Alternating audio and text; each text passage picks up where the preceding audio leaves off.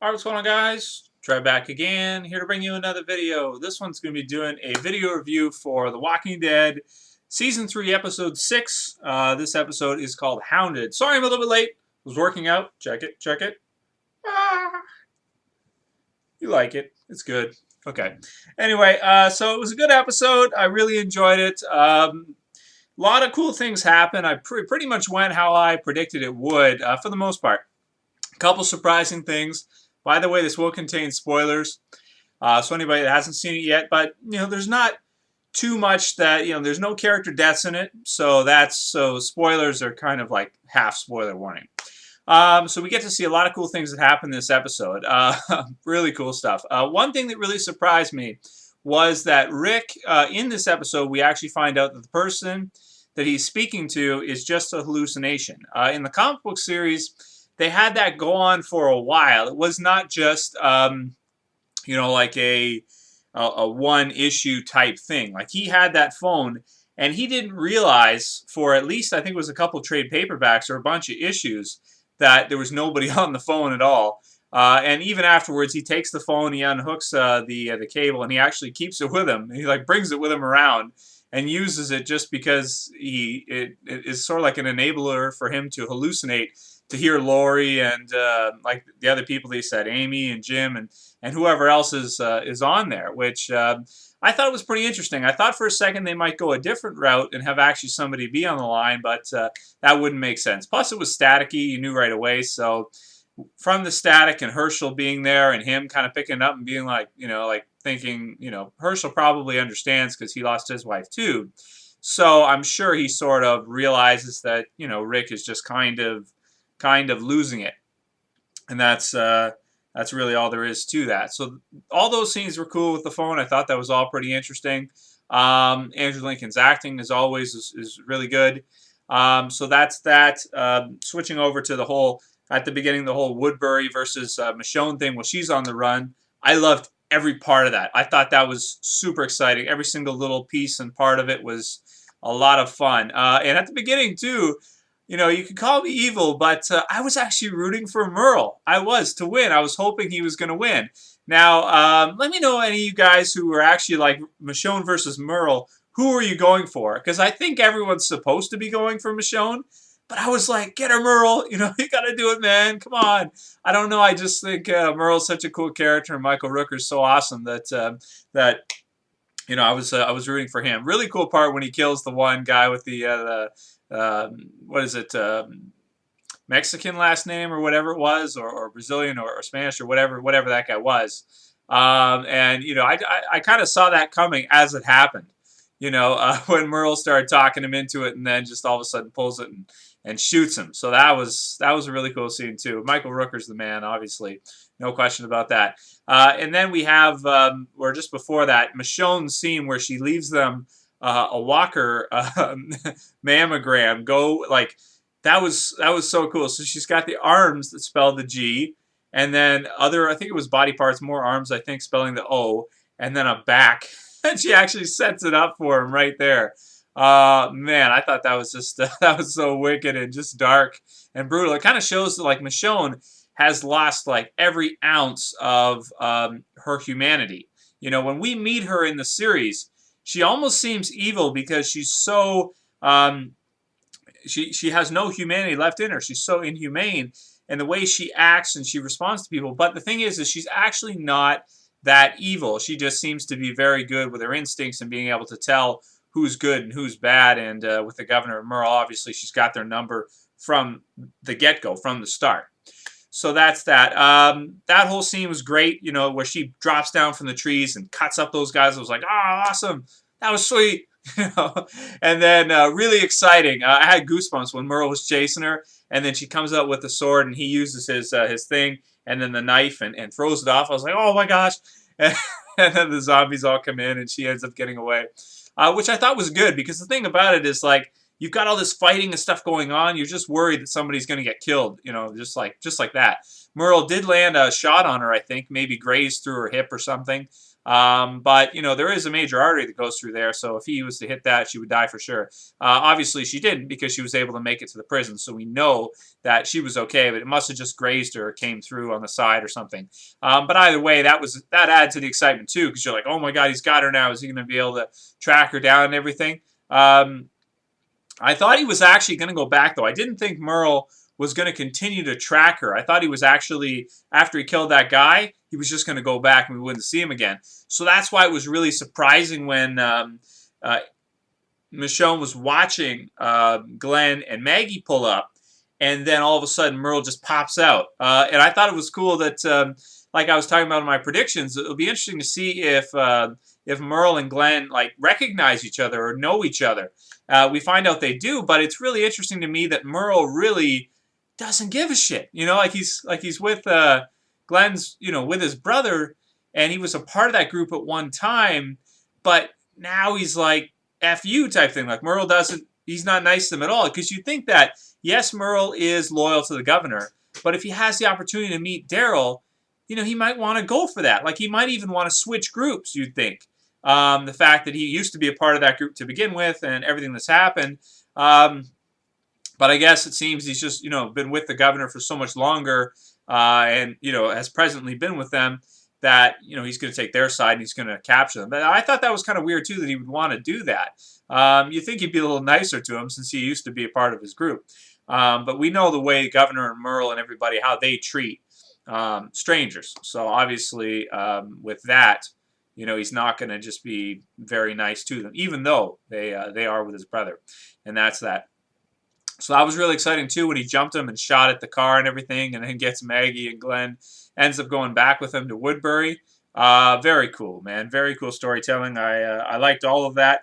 And now we're getting to see the groups actually start to, you know, meet each other and start to intertwine, which is cool, too. Like Michonne, for example, at the end of the episode, we see that she's going to the prison now. So, you know, and I thought that was another really cool scene. Rick walks up to the thing, and she's just like standing there, and he's like, "What the hell? Is that a real person? Like, what's going on here? Is that a walker or what?" And she's got like a cooler full of food. That was just so dope, man. And she had the guts on her. That was another cool thing too that sort of throws back to season 1. See, Rick would probably know that. You know, he would see her, and he would probably know. He'd probably be like, see the guts on her stuff, and he'd be like, "Oh wow. She knows the trick." You know, there's the trick right there. She knows it because he knows it already. We know that. But he doesn't really use it. I mean, if he had to, he would, you know, but we've only seen him use the trick once, and after that, he hasn't done it again. That we know of. At least during the time skip, he could have, but we don't know that for sure. So that's that. Let's see. So that was cool. Andrea and the governor hook up, as we knew they were pretty much going to. So that's that. Andrea is just, man, she's like the Walking Dead bicycle at this point. She really is. So that's that. Okay, let's see. Did I miss anything else? The baby, cool scenes with the baby and Rick, and also Daryl and Carl. I like the little scene between them where Daryl tells Carl about his mom, which was kind of cool character development because we don't know that about Daryl's mom, that she died, you know, way before any of this happened, when he was younger and all that. And, you know, kind of bonding there between him and Carl. Daryl's just so cool, such a cool character. You know, last episode you have him with the baby. This episode you have him talking to Carl about that. You know, it's just really, really super cool character. And then, of course, one of the big reveals in the episode near the end where Daryl does find Carol. He finds her knife and then ends up seeing her inside a cell, probably famished and almost at, you know, the point of total exhaustion and death. She probably didn't even realize that he was outside there. Even when he was talking and all that kind of stuff, she probably had no idea that he was out there, and she kind of just was, you know, out of it, totally out of it because of no food and water and all that. So that's that. The scene between Herschel and Rick was kind of a little cool to see them, you know, kind of talk for just a minute. It wasn't too long, so it was pretty quick and it was over.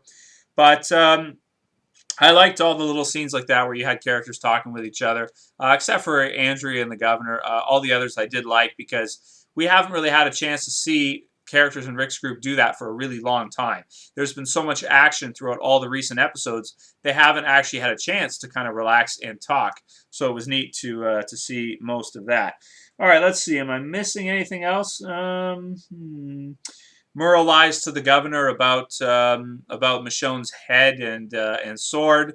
That was kind of cool because that was like taken from the comic books. If you remember the comic books, there's this big fat guy, I forget his name, that's like one of the governor's men, and he tells the governor, he lies to him and tells him that he had killed her or whatever, or he blew her head off or whatever. And then they find out later that obviously he had not. It was kind of cool that Merle's the one to do that in the show, and some really interesting stuff happening now because you've got Glenn and Maggie that are captive by the governor and Merle, of course, his right-hand man, so to speak. And then on the other side, you have Michonne, who was at Woodbury and now is going to be going to, or is at the prison now, and Rick will probably let her in. So that's cool, and she'll also be able to give Rick information about the governor's whereabouts, what Woodbury is, and all this kind of stuff. And I mean, I'm interested to see how Rick will respond to that. Like if he will go in there like a strike force and just start annihilating dudes to try to rescue Glenn and Maggie, or just what will happen with that. You know, maybe he'll send Daryl in to try to negotiate with Merle and get them back and all of that stuff. Because, I mean, the fact that Daryl and Merle, obviously brothers like that, you know, you'd think the groups should be able to work things out and at least coincide or get along. But I really don't think it's going to happen. It will be kind of interesting in the TV show if Rick is actually maybe the instigator. Like now that, well, can I say that? Because Merle took them captive. So I guess no. No matter what Rick does at this point, he wouldn't really be the instigator, would he, in what's about to happen? You know, because Merle's already taken Maggie and Glenn captive. So that's enough instigation right there for Rick to do in response pretty much anything. Attack them, whatever. You know, I mean, they've kidnapped two of his people. So really exciting stuff. Going to wait to watch the sneak peeks and the promos for it before I do my predictions video, probably tomorrow or the next day. We did get to see a really quick clip at the end of this episode for next week's episode in which you've got Merle sort of interrogating Glenn, and then, of course, you have Michonne telling Rick and the rest of the group about Woodbury and the governor. So, wow, cool stuff. All right, so overall, I'm going to give this episode a 9 out of 10. Thought it was great. Really good episode. Another exciting one. We got 2 left until the break. And, man, this season so far has not disappointed me in the least. It's been just absolutely crazy, stellar, whatever adjective you want to use to describe. It's been amazing. Don't think I'm really missing anything, but, you know, I always miss little things here and there. People always feel free to, you know, write in the comments what you thought about the episode. Who are you rooting for? Were you actually rooting for Merle? Because I was, which is weird. Not against Maggie and Glenn. I was rooting for him against Michonne. Like one-on-one, I was going to be going for Merle. But damn, man, really exciting stuff coming up. Can't wait to see next week's episode. And wow, another really, really great episode. Solid, man. Takeaways, some cool stuff between the groups. Getting to see them intertwine. And man, they are just blowing through the comic books material. We could even see the end of this Governor versus Rick, the groups, by the end of maybe this season. I mean, with the rate they're going, it could be. Because we've got, you know, 2 and 8. So we got 10 episodes left of the season. So, or wait, sorry. Did I say that right? Yeah, that's right. 2 and 8. So, yeah, 10 episodes left of the season. So they could potentially blast through all the Governor stuff, and at the end of this season, the finale, have one of the groups win. It could happen because they're going through it so quickly. I didn't think they would. I thought there'd be more stuff in between here. But anyway, I think I've droned on probably for long enough. You guys are probably getting bored. So that's it for this video, guys. I'll see you for the next one. This is Trev saying peace.